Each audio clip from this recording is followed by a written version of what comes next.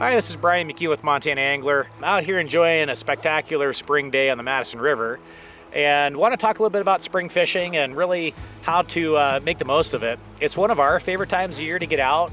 The fish are fresh after a long winter, they're hungry, there can be great catching, but it's also very dynamic and changing quite often.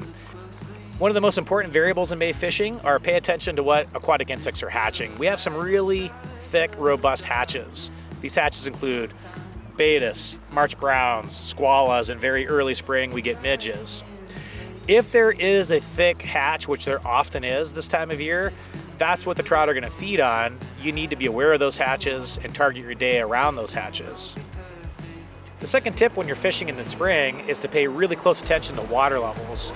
Water levels are rising and falling on a regular basis all throughout the month of May. Generally, what causes rising water is going to be warm weather. Warm weather is going to melt snow, and that's going to bring the rivers up. When we get cooler weather, that's going to suppress the snow melt, and the rivers will drop or stay stable. We find the best fishing is going to occur anytime the rivers are stable or dropping, and that's where you want to target your day. Our final tip when you fish in the spring is to pay really close attention to water temperature.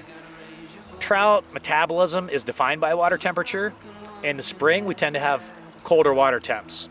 So the warmest part of the day in terms of water temperature, this is when we're going to have our insects hatching. This is when the trout are going to be feeding at their peak.